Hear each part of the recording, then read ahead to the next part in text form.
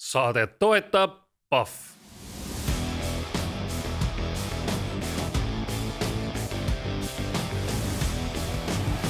Pressisektor. Tere! Alustab Postimehe spordisaade Pressisektor. Oleme eetris neljapäeviti, et rääkida Eesti, vahel ka maailma tippspordist nii, nagu seda meile meeldib teha, särtsakalt ja otsekoheselt. Pressisektoris on koha sisse võtnud Postimehe spordiajakirjanikud Jarmo Jagomägi ja mina Ott Järvela ning et meil oleks saates ka keegi, kes tippspordist midagi praktiliselt teab, on külas Johanna Talihärm. Me alustame. Staar. Eelmise Pressisektori saate ajal juhtis Tartu Max ja Moritz meeskond korvpallifinaalseeriat seisuga 1-0. Praegu on Tartu 1-2 kaotusseisus ning Jarmo hakkab õige varsti sõitma Tartu poole, et minna vaadata, kas täna õhtul selgub Eesti korvpallimeister või mitte, sest PC Kalev Cramol on vaja ainult ühte võitu. Ent see Cramo 2 võitu on ikkagi üpris banaalne kirjeldus sellest kõigest, mis vahepeal on juhtunud. Neid keerd- ja pöördkäike on olnud väga palju. Kas sellist korvpallifinaali me tahtsimegi, Jarmo? No ütleme, et kui me räägime intriigist ja põnevusest, siis kindlasti, aga kui minna sisusse, siis kindlasti me tahtnud seda, et Stefan Vaaksi ehk siis meie andekama korvpalluri vigastus juhtuks. Et see siis seal teise veerandi alguses selline paha õnnetus juhtus ja mingil määral see nagu muutis vähemalt teoorias seda seeria käiku päris oluliselt, sellepärast et Kalev Cramo on niigi tagamängijatega defitsiidis sellise loovate tagamängijatega. Ja Kalev sai küll selle mängu kätte, aga ütleme, et siin-seal arutati, mina ise mõtlesin ka võib-olla, et see vigastus võib teha Tartust selle seeria isegi soosiku. Aga nüüd see kolmas mäng Tallinnas näitas, et Kalev Cramos on võib-olla seda rohkem sisu, kui arvati, kui nagu võis eeldada, et tegelikult pandi Tartu päris korralikult paika ja just võistkondlikkusega, ehk siis see näitab, et veel kord, et kõlab väga klišeelikult, aga korvpall on ikkagi võistkonnamäng ja kuna Tartu ei suutnud seda kaitsesuuret peale panna, mida oleks võinud eeldada, siis jämedam ots on praegu Kalevi käes. Kuidas sa oled seni rahul selle finaalseeria jooksul nähtud mängu kvaliteediga? Põnevust on, intriigi on, aga kas kvaliteeti ka on? See käib ikka natuke üles-alla, näiteks see viimane mäng Unibet Arenal algus oli väga rabe, visked läksid ja seal üks asi oli päris rabe, see vormilaud oli väga rabe. Enne seda visati natuke mööda ja pärast seda ka, aga tegelikult siis läks asi käima, et ma ütleks, et kas just üllatavalt, aga pigem on see olnud selline hea kvaliteediga korvpall, et oleme näinud ka selliseid seeriaid, kus käib ikkagi päris korralik selline mudasõda, et siin on visatud punkte, tehtud ilusaid sooritusi, et ma arvan, et pigem on see olnud selline silmal ilus vaadata ja võib-olla see siis osati tuleb sellest ka, et Tartu võib-olla ei ole nii tugev kaitsevõistkond, Kalevi ütleme, et kaitse tasakaal on läinud ka rohkem võib-olla rünnaku poole pärast Heiko Rannula lahkumist, et selles mõttes ma arvan, et mängijad on suures plaanis pingetega toime tulnud ja pakkunud päris ilusaid mänge. Johanna, Eesti korvpallis on viimased veerand sajandit olnud põhimõtteline vastasseis Tartu versus Tallinn. Kus poole peal sina paikned? Ma elan Tallinnas, aga minul ei ole tugevat eelistust. Ma kõige suurem korvpallifänn ei ole, kuigi viimasel ajal olen vaadanud nii Denveri Oklahoma duelle kui ka Tallinna Tartu duelle. Okei, Denver Oklahoma, mis pärast see sulle NBA-s niivõrd korda läheb? No kui nüüd lihtsalt päris aus olla, siis elukaaslane pani teleka tööle, mis mul üle jäi. Ja Tallinna Tartu mänguga oli üsna samamoodi, nii et aga sporti ma vaatan hea meelega ja võib-olla ise ma seda ei oleks nagu käima pannud, aga kui telekas sport käib, siis loomulikult olen huvitatud. Kolmanda finaalmängu esimestel minutitel juhtus selline tõesti ikkagi erakordne asi. Eesti korvpalli ajalugu mäletab, Martin Müürsepp kunagi tonkas ühe korvilaua täiesti kildudeks ja on teisigi särgneid asju olnud, aga praegu ei olnud Unibet Arenal vahetuslauda võtta, mäng seisis tund ja 20 minutit ligi. Mida sportlane sel hetkel mõtleb ja teeb, kui tekib selline ootamatu katkestus? Räägi palun oma kogemustest, mõni ikka ma kardan, et on. Meil on ilm see, mis vimkasid viskab, kuigi on ka olnud tiirus, näiteks katus on kukkunud märkidele peale ja nii edasi, et ka spordis neid asju tuleb ette. Siin tahaks tunnustada Tartut väga spordimeheliku otsuse eest, et nad ei olnud läinud, neil oli õigus ju võtta vastu võit ja ma arvan, et Eesti spordifännid on väga tänulikud, et see mäng toimus ja see lisas sellele seeriale nii palju põnevust, kuigi lõpuks nad kahjuks selle mängu küll kaotasid, aga ma arvan, et see on kõige suurem neile tunnustus minu poolt, et see nagu austus, et nad tegid väga julge ja sportlikult ägeda valiku. Aga mida sportlane teeb, kui selline ootamatu asi juhtub, et tegelikult sportlane on ju võistluseks ennast üles kütnud, üles laadinud, hakkab peale ja siis järsku teeme nüüd tund aega pausi. Ma loodan, et riietusruumis neil oli keegi, kes tegi nalja, hoidis õhkkonda üleval mõlemal võistkonnal. Sel hetkel on teadmatus, sa ei tea, millal sa saad tagasi mängu minna, sisustadki aega, samal ajal sa ei tohi kuidagi keskendumist minna lasta. Seni, kuni sa ei tea kindlalt, et see võistlus ei toimu, sa pead ikkagi seda keskendumist hoidma, Kuidas see käib? Energiat üleval hoidma. Oledki kohal, sa võib-olla ei võta telefoni välja ja hakka muude asjadega tegelema, sa ma ei tea, sööd ja jood, et sul oleks energiat, sa suhtled oma võistkonnakaaslastega, sa ei võib-olla sisendad optimismi, et ikka mängime, mitte niimoodi, et nüüd on kõik juba, et lähme koju ära. Et hoitakse sellist energiat üleval, head vaibi. Ma arvan, et see on kõige mõistlikum teguviis. Kuidas paistab, et mõlemas võistkonnas tegelikult selle sisemise vaibiga on praegu asjad hästi. Mõlemast võistkonnast kiirgub ju välja tegelikult sellist positiivset aurat ja positiivset narratiivi. Ja, et Tartu puhul on hooaja jooksul räägitud küll, et seal võib-olla on mingid väikesed leerid välismaalaste ja eestlaste vahel, seal mingid grupid võib-olla tekkinud, aga ütleme nii, et sellest vähemalt finaalseeriast tunduvad, nad olevad küll suhteliselt ühtlaseks ja kokku kasvanud, et isegi Jalen Henry, kes on võib-olla keskmisest laisem või natuke juba hooajast väsinud korvpallur, et isegi tema on võtnud jalad kõhu alt enam-vähem välja, tõsi, mitte küll kaitses alati, aga tundub, et see seis on pealt paneb hästi. Ja tundub, et tal võimu jagub, et ei ole kõige laisem olnud. Et punkte kindlasti meeldib visata ja palli korvi suunas ka, et alati rõngasti läbi, aga selles mõttes sellega, ma arvan, kummagi probleem ei ole ja mina rääkisin sellest pausis siis Hugo Toomi ja Leemet Pökleriga, kes olid mõlemad Kalevi võtmemängijad viimases mängus ja nemad siis ütlesid, et põhimõtteliselt treenerid sisestasid neile kohe, et teie peate suhtuma nii, et see mäng igal juhul toimub, et kui tuleb koju ära minna, siis lähme koju ära, aga olge valmis ja natuke seal siis visati nalja riietusruumis ja niisama suheldi, et selgus vestluse käigus, et sellist olukorda pole juhtunud isegi Tanel Kurbasel, kes on 37 ja mänginud igal pool, et uus olukord kõigi jaoks. Sinu jaoks ajakirjanikuna ka, ma kujutan ette. Ei ole ju korvpallimängul sellist asja juhtunud, et see võis olla päris äge tegelikult sündmuste keskel olla. Ma ausalt olin veits kade sinu ja Pille peale, kes saite seal koha peal seda actionit tunnetada. No alguses väga infot läbi ei tunde, et mis seal toimub. Mängu eel oli näha, et Ramo Kassel juba midagi helistas kellelegi, et seal mingid mõrad olid sees ja siis vaikselt infot kogu aeg kogunes ja ütleme nii, et seda et actionit oli päris palju ja mängu alguseks oli natuke selline esimene purakas juba maas, aga siis õnneks mäng tõmbas uuesti käima ja oli selline huvitav kogemus, aga tasub sellega ära märkida, et kui Tartu oleks võtnud selle tehnilise kaotuse vastu, siis kui ma õigesti aru sain, siis Tartu oleks selle seeriaga võitnud, sellepärast et play-offis ei ole sellist, puhvrit, et siis mäng ära anda ja olekski Tartu tulnud Eesti meistriks. Aga Janar Talts sel viisil ei oleks tahtnud tulla Eesti meistriks, ma kujutan ette. No see oleks olnud Eesti korvpallile suur häbi. Tegelikult oleks olnud suur häbi tervele spordialale, kui selline asi oleks juhtunud ja eks see ole muidugi õppetund tegelikult, et teatavasti vigadest õpitakse ka spordis ja antud juhul me räägime siis spordikorraldusest. Ma lihtsalt jalgpalli päris palju kajastava inimesena, ma lihtsalt oma peas mängisin tol õhtul läbi mõttemängu, et mis oleks juhtunud, kui A. Le Coq Arenal mõne tähtsa mängu ajal oleks värav katki läinud ja poleks olnud kohe asendust võtta. Tõsi, ma tegin kohe kontrollkõne ja sain teada, et A. Le Coq Arenal näiteks asendusväravad on olemas kohe, see on 10 minuti küsimus. Pannakse uus värav asendus, värav võib katki minna küll, tuleb latt posti küljest lahti.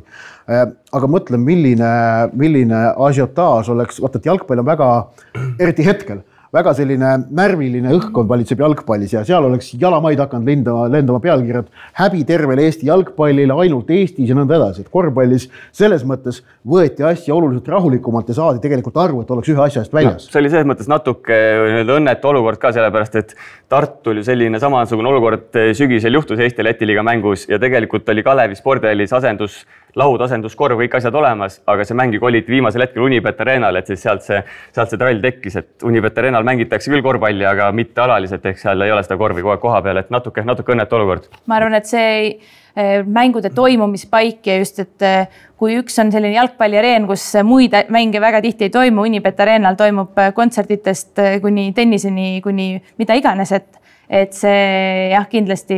Ta ei ole spordiareen. Jah, ta ei ole spordiareen ja see tekitab jälle meil küsimus, et kas meil on tarvis sellist suurt multispordiareeni.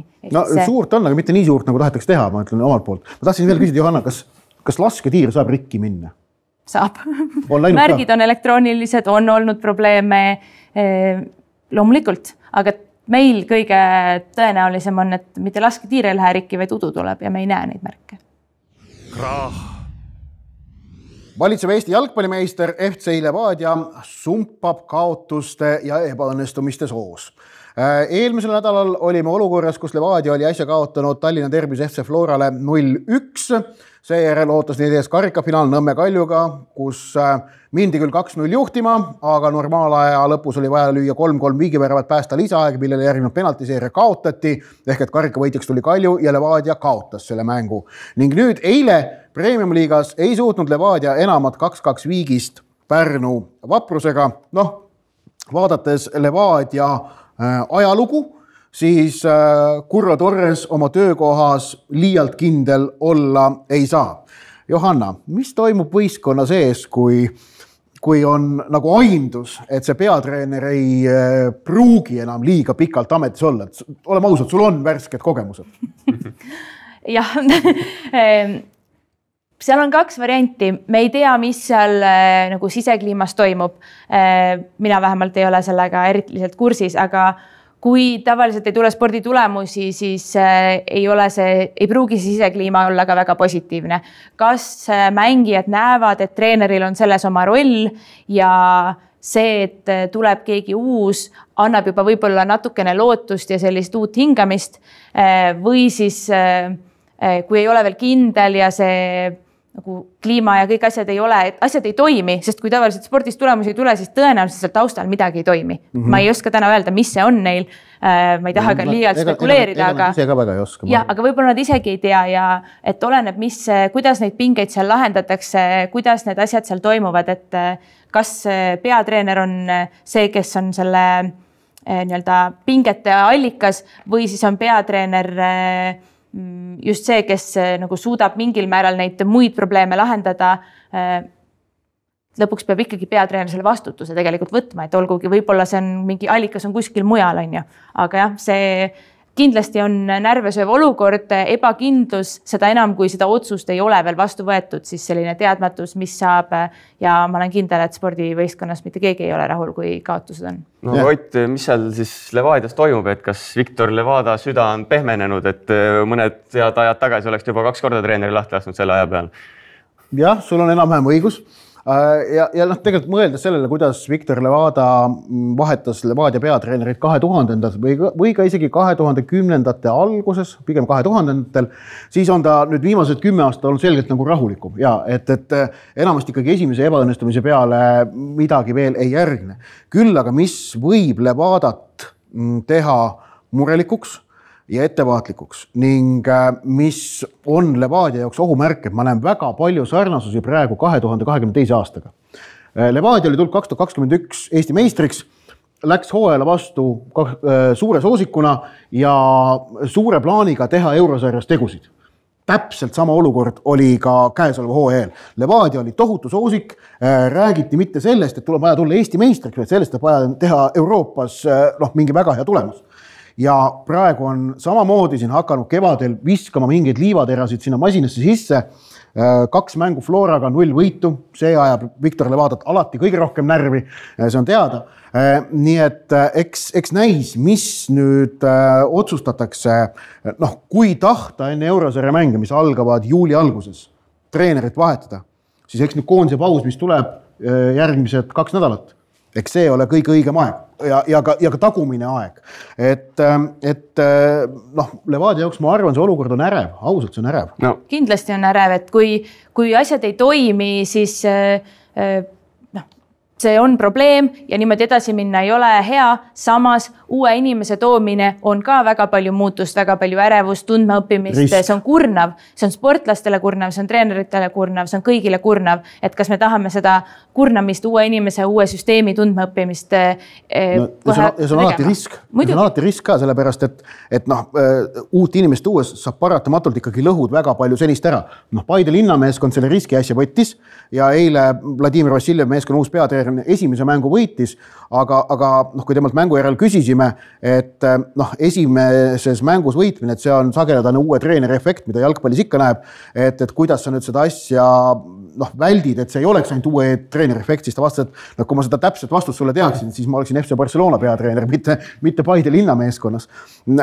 Et seal on Levadial on nagu päris palju peamurdmist, mida nüüd selle kõige teha, aga olukord on nende jaoks ebarahuldav kindlasti. Johanna märkis seda sisekliima värki ka, aga mängijate võimus on ju tegelikult see ka, et milline peatreener välja näeb, siis kuidas võib-olla omavahel suheldakse, kuidas lepitakse kokku, et kuidas mängitakse, et mina tahan korvpallis küll selliseid näiteid, et meelega lastaksegi taset alla, hakatakse seal nii-öelda jonnima, et treenerist lahti saada. Et võistkond vallandab peatreener. Jah, et kuidas sulle nagu kõrvalt tundub, kas Levadias on siuke faas kätte jõudnud või pigem veel mitte, sellepärast, et kui me siin enne rääkisime eelmised nädalad, et siis Levadia mängupilt tegelikult ju toimis, nad ei löönud väravaid, aga nüüd ma lugesin Sokkernetist eilse mängu kohta, et nüüd oli mängupilt ka juba kehv ja seda nii-öelda ei olnud ka mängupilt nii-öelda soosiv. Ma arvan, et on mõnevõrra aus öelda, et Ivan Stoikovitši vallandas mõnevõrra Paide linnameeskonna kollektiivne tahe. Võib-olla nad ei öelnud seda otse välja kindlasti niimoodi, aga seal natukene oli Eesti jalgpalli vast kuulsaim näide peatreeneri vallandamisest mängijate poolt on Eesti koondise tegutsemine mängus Bosniaga 2016, kui Magnus Persson selle järel ametist priiks sai. Praegu ma veel ei ütleks seda, et Levadia oleks nagu meeskond, oleks usu kaotanud peatreener Torresesse, aga see olukord on nende jaoks väga ebameeldiv, just nimelt, et see vahe, selle ootuse, hooajal valitsenud ootuse ja praeguse olukorra vahel on tohutu. Ja asja ajab, ma arvan, nende jaoks veel hullemaks see, et oleks see liidri kohal Paide või Kalju, selle nad ei läksid alla, aga liider on Flora, kes on tulnud hooajale väga noore koosseisuga, verinoore peatreeneriga ja nüüd järsku on nad Levadiast eespool. See ei mahu Levadia sellisele, kuidas öelda, Levadia ortodoksele Levadia sektsioonile hinge. Võib-olla, aga me oleme väga palju keskendunud sellele, et peatreener ja kas me laseme peatreener lahti, aga võib-olla on... Levada laseb, meie siduga. Jah, aga meie ei lase, aga see on see diskussioon, aga võib-olla need ootused on hoopis mängijatel nagu sisemised, võib-olla need ei ole peatreenerist otseselt nii sõltuvad, võib-olla need mängijad on ise ennast üles kütnud, omavahele seda teinud, võib-olla nad tunnetavad seda, me ei tea tegelikult, et see on väga keeruline olukord tulla nii suurte ootustega järgmisesse hooaega. Kas sa räägid ka oma näitest praegu? Või ütleme, Eesti naiste laskesuusatamise näitest oli ju tegelikult, et 2024 MM-i 4. koht teatesõidus, selle järel, oleme ausad, möödunud hooaja suhtes olid väga kõrged ootused ja mitte, et nüüd täitsa nagu lõplikult alt mindi, aga nende ootusteni tegelikult ei küünditud. Et see ju sportlastele paneb ka lisapinge peale. Loomulikult ja seal tulebki nüüd mängu see teistpidi jälle see sisekliima, mismoodi seal võistkonna sees nende pingetega hakkama saadakse, mismoodi üksteist toetatakse või siis vastupidi võistkonna siseselt neid üles köetakse, et siin, mis roll selles ongi siis peatreeneril, mis roll selles on abitreeneritel, kogu personalil, ma loodan, et seal on mingisugune psühholoog või nõustaja olemas sellel tiimil, et Seal oma roll on ka klubi omanikul, kes aeg-ajalt lähebki pärast mängu riietusruumi ja siis peab kõne. Ja seal on roll ka sellel, et kui palju need sportlased loevad praegu, et meie vaatavad seda saadet või loevad, mis meedias toimub nende tiimi ümber, et mis see arutelu on, kui palju nad lasevad sellele ennast mõjutada ja kogu see keskkond, mis nende ümber on, et sportlased tavaliselt on valmis sooritama füüsiliselt palju varem kui mentaalselt, et lõpuks tippsooritusel see mentaalne aspekt saab palju määravamaks. Iseenesest seal nagu liidrid võiks ju väljakul olla, Mihkel Ainsalu, Brent Lepistu näiteks, et kuidas see nii-öelda kooslus sulle Ott tundub, et seal on nii kogemust kui ka jalgpallioskusi ju ilmselt. Liidrid on, Rasmus Peets on ka kindlasti meeskonna kaptenina. Jah, need kujud on olemas. Suur probleem Levadia jaoks minu meelest on ikkagi olnud Edu Rivi, kus siis mullu oli Felipe Felicio näol selline liider olemas ja praegu Pubakar Tambeduu, Ahmad Keero, mehed, kes seal ees on mänginud, ei ole keegi tekitanud sellist tunnet, nagu tekitab praegu Rauno Sappinen või tekitab isegi Harju Laagri ründaja Karel Eerme. Et kui tema on platsil, siis värav tuleb või Pierre Gabore Narvast. Et sellist meest ei ole ja see mõjub võib mõjuda jalgpallimeeskonnale halvavalt. Üks pusletükk ja on asi nagu viltu või siis korras. Aga see ongi selle jalgpallivõlu just, et see on niivõrd suur väljak ja selle võistkonna toimima saamine on paras peenmehaanika, kõikide võistkonna aladel on ja võtab mingi asja välja ja laugunebki koost. Reibas rõõm. Oleme tagasi korvpallisaalis ja rõõmustame, sellepärast et eelmisel neljapäeval Riias kogunenud FIBA Euroopa osakonna juhatus otsustas, et 2029. aasta korvpallimeeste Euroopa meistrivõistluste finaalturniiri üks alagruppe mängitakse Tallinnas. Jarmo, ütle ausalt, kas sa uskusid, et see otsus tuleb Eesti kasuks?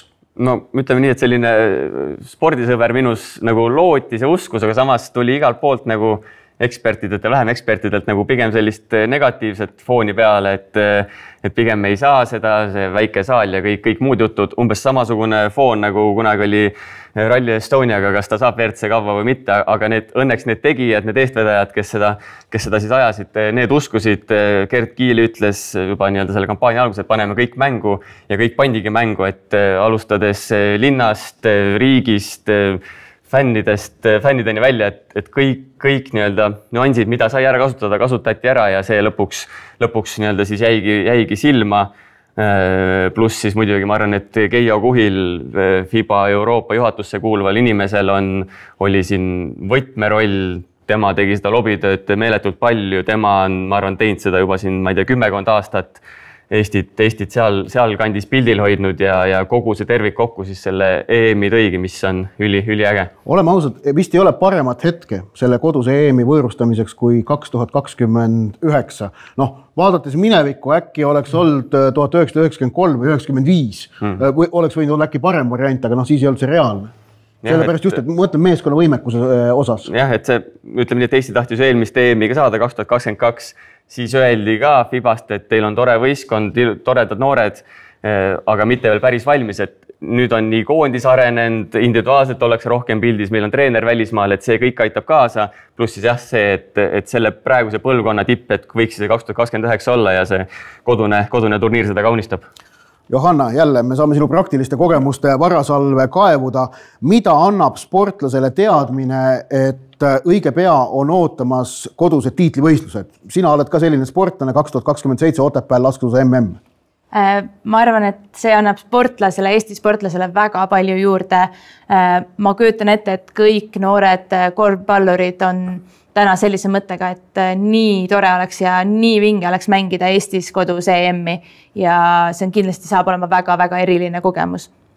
Mida muutis laskesuusatajate jaoks või sinu jaoks see, kui Otepääles MM anti? Mis su mõtlemises toimus? Toimus mingisugune baasinihe? See muutus koheselt minu väga suureks eesmärgiks, kui mitte öelda, et kõige olulisemaks eesmärgiks minu spordikarjääris, et ma olen päris kaua olnud laskesuusa karussellis, olen 3 olümpiat, lõputul hulgal MK-etappe ja ma isegi ei tea nüüd mitu MM-i teinud, aga see kodune MM, see on selline asi, mis on eriline. Juba see kodune MK-etapp, mis meil toimus COVID ajal ja piirangutega, juba see oli väga-väga eriline ja nähes, kui hästi maailmas, laskesuusa maailmas just seda omaks võeti. Eestil on maine, et me oskame korraldada spordivõistlusi hästi, meil asjad toimivad. Olgu korvpallikorvid võivad katki minna, aga üleüldises vajukorv on olemas. Ma usun, et 2029 EM-il Jarmo saab teha eraldi loo sellest, et kuidas on valmis pandud korvivahetusbrigaad, kuidas seda on trillitud ja kui kiiresti vaja seal laud ära vahetada. Mitu korvi, mitu konstruktsiooni, mitu lauda ja need mitu rõngast. Kõik on olemas, muidugi. Aga jah, et eestlased on teada tuntud oma täpsuse, asjalikkuse, külalislahkuse poolest. Jah, me ei pruugi olla kõige jutukamad inimesed, aga asjad saavad tehtud. Okei, aga see on nüüd, seda sa ütled ka laskesuusa maailma näitel, et laskesuusa maailmas, kuigi MK-etappe on Otepääl olnud ainult üks, tõsi, muid rahvusvahelisi võistlusi päris palju, et juba sellega on suudetud ka laskesuusa maailmas nagu jälg maha jätta.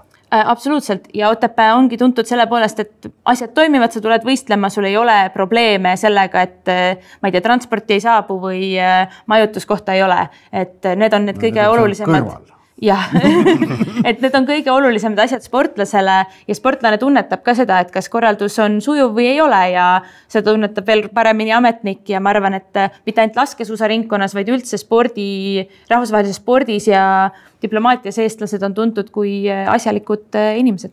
Ja ma arvan, et lisaks sellele ütleme administratiivsele poolele ei tasu nüüd ära unustada ka seda sportlikku poolt, mis minu jaoks võib-olla ongi kõige tähtsam, et me oleme 3. korda selle otsusega siis järjest EM-il, mida ei ole enne juhtunud, et me selle valiksõelad tõenäoliselt oleks niikuinii läbinud, aga seal võib juhtuda mida iganes. Meil on, ma ei tea, mõned mehed vigastatud, Euroopas ei ole enam üldse eriti selliseid satse, kellest peaks igal juhul üle sõitma, et see nii-öelda garantii on nüüd olemas.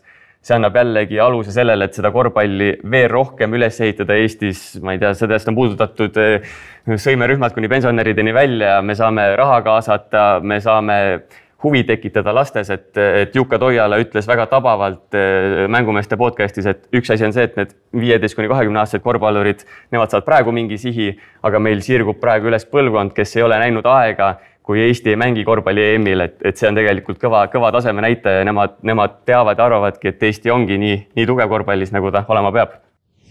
Mornmure. Nädalavahetusel kogunevad maailma juhtivad mitmevõistlejad Austriasse Kötsisesse, kus tähistatakse mitmevõistlusmaailma kõige märgilisema võistluse 50. sünnipäeva, sest Kötsise mitmevõistlus esimest korda toimus 1975. aastal ning tänavu võisteldakse 50. korda ehk et ühe korra koroona tõttu vahepeal on võistlus ka vahele jäänud. Eesti sportlastest on stardis Karel Tilga, Rasmus Roosleht ja Risto Lillemets, samuti Liisa-Maria Lusti. Tervislikel põhjustel ei võistle Johannes Erm, isiklikel põhjustel Janek Õiglane.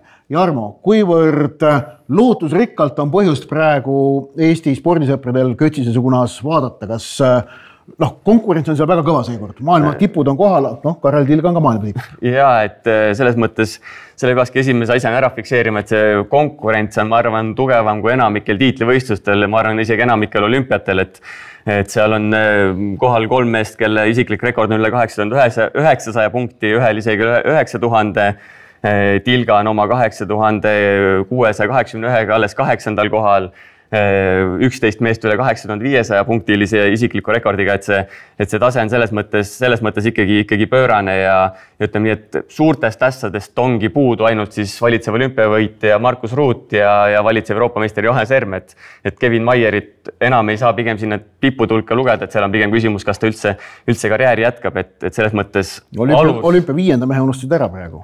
Seal ütleme, et tema isiklik rekord jääb juba selles konkurentsis natuke allapoole, et Janek Õiglane on kindlasti hea ja emotsionaalne ja lahe sportlane, aga võib-olla medalimängu teda isegi nagu tippkonkurentsis ei loeks. Nüüd tal on, ma arvan, emotsioone veel rohkem. Jah, vaatad seda saadet ja aga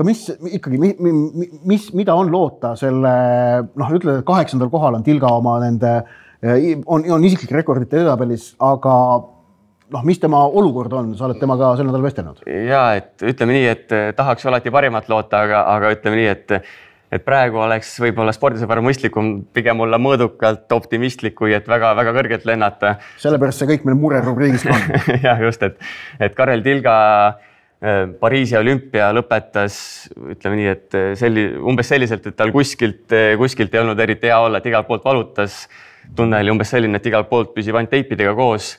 Pärast seda võttis korralikult aja maha, hakkas vaikselt jooksma, aga nii kui hüpete peale läks, tegelikult alles jaanuaris hakkas põlvemure jälle nii-öelda valu tegema, muret tegema ja see segab seda siiamaani, et ta ütles küll, et seis on parem kui enne Pariisi, ta saab trennid ära teha, aga samas nüüd tuleb see võistluskoormus peale, seal on neid hüppeid palju rohkem, kaugushüppe, kõrgushüppe võib palju katseid olla, et küsimärke on päris palju, et ise oli ka selline nii ja naa natuke, et pigem võiks teha hea tulemuse ära, aga ärge nagu meeletult palju lootke, ja teine asi on see, et tal jäi sisehooaeg vahele haiguse tõttu ja see jättis ka teatava eeli ettevalmistusse, kui ta esialgne plaan oli Kötsises saavutada esimene vormitipp ja juuli alguses ta lantsis nagu väikse languse pealt, siis praegu ta liigub mäkke üles ja seal ta lantsis võiks olla tema sõnul tippvorm, nii et küsimärke jagub, aga ütleme nii, et vaadates tema potentsiaali ja ütleme võimeid, siis see 8500 võiks võtta ikka sihiks näiteks.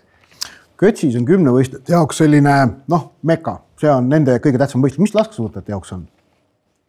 MM tavaliselt, aga meil ei ole sellist võib-olla ühte konkreetset sellist nagu kõige tähtsamat või kõige olulisemat. Ei ole Andersel või? Need on väga lahedad võistlused, aga ma arvan, et iga MK võidul on üsna sarnane tähendus, et meil ei ole seda tunnetada niimoodi, et üks on tähtsam kui teine. Mõnel sportlasele sobib mõni võistluspaik rohkem ja see on siis võib-olla selle sportlase jaoks erilisem, aga niimoodi üleüldist sellist suurt slämmi meil ei ole. nii, aga Kötsise kümnevõistlus sel laupäeval, pühapäeval jälgige otseblogi Postimehe vahendusel. Tähtis teema. Spordipoliitika on teema, millest viimase 10-15 aasta jooksul on hakatud rääkima oluliselt rohkem kui varem. Üha enam nähakse seoseid spordiotsustajate persoonide ja nende poolt tehtavate otsuste tagajärgede vahel. Johanna, sina oled üks neist sportlastest, kes on otsustanud härjal sarvist haarata. Sa kuulud 2020. aastast alates Eesti Olümpiakomitee sportlaskomisjoni ning oled alates 2022. aasta sügisest tegutsenud ka Rahvusvahelise Olümpiakomitee sportlaskomisjoni sidepidajana, on vist võimalik eesti keeles öelda. See on vahemees, aga ilmselgelt ma olen naine. Selge. Nii et see on selline sõna, millel ei ole eesti keeles väga head tõlget. Aga ma olen siis ROK-i sportlaskomisjoni Euroopa esindaja, võib ka öelda, ja ma olen tänu sellele seal, et mind valiti Euroopa Olümpiakomiteede sportlaskomisjoni aseesinaiseks. Nii, 3 väga pidulikku tiitlit kõik on ju, aga miks sa seda teed? Ma arvan, et on oluline, et sportlaste hääl oleks spordi otsustamise juures kõlav. See oleks mitte ainult vormiliselt, vaid ka päriselt seal olemas ja ma arvan, et ma olen teada-tuntud inimene, kes julgeb öelda ja sellepärast on see ka oluline, et mitte ainult, et ma julgen öelda, vaid ka viitsin kaasa mõelda, viitsin kursis olla, loen läbi, üritan aru saada, kuidas need struktuurid toimivad, miks asjad nii on ja nii edasi. Kui lihtne või keeruline on sportlaskarjääri kõrvalt ka sellel tasandil ennast asjadega kursis hoida? Ma mõtlen, ajalist probleemi ei tohiks nagu tekkida, et sa ikkagi hommikust õhtuni trenni ei tee, aga see fookuse küsimus vist on? Ma arvan, et see on võib-olla selline asi, mis on nähtav. Ma loodan, et igal sportlasel on midagi spordi kõrvalt, mida ta veel teeb, olgu see siis mõni hobi või mõni huvi vähemalt. Et samamoodi raamatu lugemine on fookuse spordilt eemale juhtimine, et ma arvan, et see ei erine nii palju teistest tegevustest. Võib-olla see pigem ongi positiivne, ma teen seda loomulikult missioonitundest ja sportlastele parema keskkonna loomise huvides, aga ka selleks, et ollagi asjadega kursis, mõista seda keskkonda minu ümber, miks mingid asjad nii toimivad. Räägi natuke nagu sisust ka, et mis need võib-olla igapäevased asjad on, mida sa teed, kui palju sa sinna aega pühendad, ilmselt tegid perioodid ja natuke erinevalt ka, aga natuke sisulisest poolest ka. Palju on koosolekuid. Enamasti toimuvad need veebis ja selles mõttes on tavaliselt sa ikka selle tund aega päevast leiad, saad selle aja jooksul kas või ongi puhata ja istud diivanil ja oled siis videokoosolekul. Ei võta nüüd sportlase päevast eriliselt palju ära. Loomulikult pead olema ka valmis nendeks koosolekuteks, asjaajamisi siin-seal on veel. Kindlasti see ei ole võrdeline igapäevatööga, see on ikkagi vabatahtlik panus, aga on ka päevi, kus ma olen hommikust õhtuni ainult sellega tegelenud. Jah, aga need tegevused on väga laia laadi, hästi palju on sportlastega rääkimist, tulevad oma mingisuguse murega, siis ma selgitan neile võib-olla seda struktuuri, kelle poole pöörduda oma murega või siis mis on üldse võimalik teha, millised on need reeglid selle mure kontekstis. Et tegelikult sina oled endale selgeks teinud selle, et mis toimub sportlase tasandilt üleval pool ja siis oledki nii-öelda see vahe sidepidaja selle nii-öelda ametliku tasandi ja sportlase tasandi vahel. See on üks suur roll meile loomulikult ja teine on ka siis, see on siis, kui tekib mingisugune olukord, aga me oleme ka tihti ennetajad, kui mingisuguse otsuseid tehakse, siis tihti räägitakse meiega läbi, tihti ka ei räägita. Aga et kui meiega läbi räägitakse, siis me mõtleme selle olukorra läbi just sportlase vaatest, sest tihti ametnikud ei tea, mis see sportlase vaade võib olla. Me näeme seda asja teise nurga alt ja teeme oma ettepanekud juba ennetavalt. Kui sageli seda veel nüüd juhtub, et sportlastega üldse ei räägita? Mul on tunne, et pigem üha vähem, aga vist vahel võib see rääkimine olla ka selline, nii-öelda, et linnukene kirja saada. Jah, ja see olenebki palju nii riigiti kui ka lihtsalt konkreetsetest inimestest, konkreetsetest juhtidest.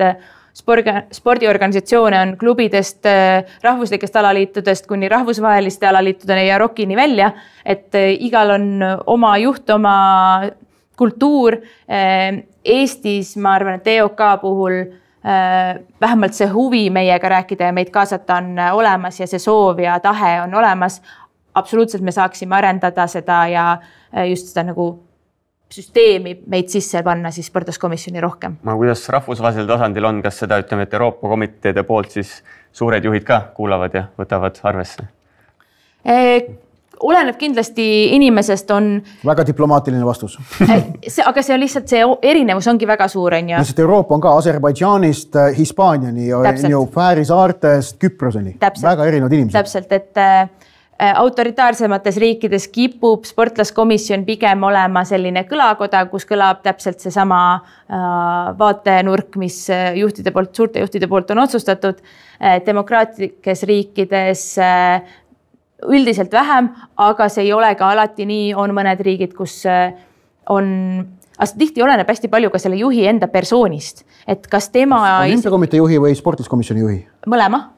Kuidas nad omavahel võib-olla isiklikult läbi saavad, kui palju see olümpiakomitee juht ise on nõus sportlaste arvamusega arvestama, sest enamasti spordiorganisatsioonide juhatustes sportlastel on üks hääl, siis kogu ülejäänud juhatuse mitte kas siis vastu, aga seal hulgas. Ehk siis sportlane hääletuse kaudu tavaliselt oma vaadet läbi suruda ei suuda. No. Et see peab tulema aruteludes ja sellega arvestatama siis nagu juba muul tasandil. Arvestades, et Eesti Olümpiakomitee asepresident hetkel on endine sportlaskomisjoni juht Gerd Kanter, olümpiavõitja. Et siis ma kujutan ette, et Eestis võiks pigem olla hästi, et EOK tipptasemel peaks olema selge arusaam, Gerd Kanter kindlasti oskab viia sinna seda sportlase nägemust. Aga üldse selle 5 aasta jooksul, mis oled olnud Eesti Olümpiakomitee sportlaskomisjoni liige, mis on mingid sellised saavutused, mis teevad nagu siirast heameelt, et selle tegime ära ja see on kõigile Eesti sportlastele tõesti väga tähtis? No viimati, kui Allar Raja seisis spordikohtu asju sportlaste eest, ma arvan, et see on üks väga suur samm. Paljude asjadega me oleme tegelenud nii-öelda mitte nii nähtavalt. Need asjad on olnud pigem nagu ennetuslikud, me oleme suutnud ära hoida mingisuguse meetme või nüüd näiteks muutus siis sportlaste spordistipendiumite süsteem. Ma igaks juhuks ei hakka veel ütlema, mis see uus süsteemi lootus meil on, aga meie sõnum, sportlaskomisjoni sõnum oli väga tugevalt, me peame sellega tegelema, sportlaste haridus on oluline ja täna need nagu komisjonid on loodud, selle asjaga tegeletakse. Et see on sportlaskomisjoni, EOK sportlaskomisjoni väga tugev suund ja ma arvan, et ilma selleta võib-olla see ei oleks nii olulisele kohale sattunud laua peal. No sportlasena sinu peas keerlevad oma treeningmõtted, võistlusmõtted, probleemid, rõõmud. Kui palju see ütleme sportlaskomisjonis olles teiste sportlaste elu nüüd elama hakkab või peas mõtled öösel läbi, et kui halvasti kellegil võib-olla on, et mis ma nüüd teha saaks ja niisugust asja, et kas sa suudad ennast välja lülitada või mõned teised elud jäävad ka pähe keerlema? Ega sa liiga empaatiline ole? Ma arvan, et ma olen liiga empaatiline. Ma arvan, et minu empaatia on üks suur põhjus, miks ma seda tööd teen või selle asjaga tegelen. Kindlasti ma muretsen väga palju teiste sportlaste pärast, kindlasti ma muretsen väga palju selle laiema vaate pärast, et ei jääks nagu 1 või 2 sportlase näide, aga mõnikord see näide kirjeldab väga hästi nagu laiemat olukorda. Et siis jah, ma üritangi seda nagu vähemalt oma peas päris palju analüüsida ja mõelda sellele, et kuidas saaks paremini. Sportlasena on ju alati eesmärk jõuda kõrgemale ja kaugemale ja paremini teha. Et kas sul spordipoliitikas on ka samasugused mõtted pähe tulnud, et võiks jõuda kuskile kõrgemale veel? Loomulikult, aga tegevsportlasena ma pean ikkagi oma aega balansseerima ja kasutama mõistlikult, et loomulikult mul on eesmärgid nagu mitte ainult spordivallas, vaid ka tulevikus peale spordikarjääri lõppu ja ma usun, et minu tänane töö võib olla selle alguseks.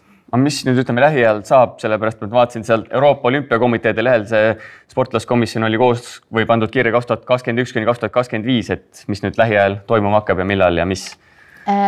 Selle aasta sügisel korraldame Euroopa sportlasfoorumit ja seal toimub osaliselt uute liikmete valimine. Seda statuuti on natuke küll muudetud, et enam ei ole nii, et valitakse täiesti kogu uus komisjon, ehk siis et oleks see üleminek sujuvam, siis mõned mandaadid jäävad edasi kestma ja valitakse siis osad uued liikmed. Kokkuvõttes on see äge, selles kõiges tegutseda, mida sa oma tippspordi tegemise kõrvalt teed? Ma arvan, et see on väga personaalne küsimus, et mõni inimene arvab, et nende reeglite lugemine, selle süsteemi endale selgeks tegemine, just rääkisin Milano eellaagris seda teistele sportlastele, just tutvustasin seda sportlaskomisjonide süsteemi. See on kuiv. Et see on sama nagu juristile on seaduste lugemine väga äge, aga mõnele teisele ei ole kohe mitte, et minu jaoks see on äge, kindlasti mõnele see on maru kuiv, aga kindlasti on minusuguseid kiiksuga veel. Oota, Milano eellaager, ma saan aru, et nädala alguses enamik või peaaegu kõik Milano Cortinale olümpiale minejad, kaldkriips kandideerijad kogunesid Käärikule sellisesse laagrisse. Kas trenni ka tegite või rohkem nagu rääkisite või mis seal see päevaga oli? Seal, no loomulikult iga spordiala on väga erinev, et iluuisutajaid suusa hüppama päris ei pandud. Seda on hea teada, seda on väga hea teada. Aga ma arvan, et see oli just eesmärgiga, kuna teistes riikides on väga palju tehtud selliseid olümpiaeellaagreid, väga palju jagati informatsiooni, kuna Milanos ei teki sellist ühist olümpiaküla, ehk siis me tõenäoliselt väga palju teisi spordialasid ei näe, siis oli see väga tore sotsiaalne kokkusaamine sportlastele, rääkida omavahel, näha, kes on see teine Team Estonia sportlane. Ma usun, et see annab Milanos väga tugeva sellise Team Estonia tunde ja kõik, kes Käärikul olid, said väga palju targemaks. Eriti palju informatsiooni oli kindlasti noorematele, võib-olla veel mitte olümpial käinud sportlastele, just nende olümpiajärjeldi reeglite osas väga palju oli praktilist informatsiooni nii spordiarstidelt kuni spordipsühholoogideni ja selline üldine väga tore üritus. Nädalavahetuse top. Ning nagu tavaks on pressisektori saate lõpetuseks, vaatame otsa ka eeloleval nädalal toimuvatele olulisematele spordisündmustele. Korvpallifinaalil jätkub täna. Jarmo, kas lõpeb täna? No kui ma raha peaks panema, siis ma jään oma reaale kindlaks, et Kalev Cramo võidab, sellepärast et Tartul näib seda rammu natuke otsa lõppevat, aga piisab näiteks sellest, kui Severi Kaukainen ebaõnnestub ja siis võib see mängupilt minna teistpidi. Ma tuletan meelde, et Jarmo ennustus alguses 3-0 Kalevile, mingi küsimust ei ole, oli see esmane ennustus. Nii, laupäeval huvitav jalgpallikohtumine laagris, sellepärast, et Harju mängib seal Levadiaga ja mine tea, äkki on Kurvo Torrase viimane mäng, äkki ei ole. Sellised põnevused üleval laupäeval muidugi Kötsise 10 võistluse, mille blogi jälgida Postimehest. Ja vormel 1 MM-sari jätkub Hispaanias. Johanna, kui suur vormelisõber sina oled? Ei ole. Üldse? Olen noorena vaadanud, mäletan, et mul isa ja vend panid selle telekast käima ja siis ma pidin ka vaatama, aga... Häkkinen Schumacher olid vist? Jah, selle ajal olid, jah. Just. Nii et sporti kahtlemata endale nädalavahetusel jälgimiseks leiab. Johanna, aitäh, et olid pressisektorisse külla. Selline oli meie 32. saade. Kohtumiseni järgmisel neljapäeval. Tšau! Saadet toetab PAF.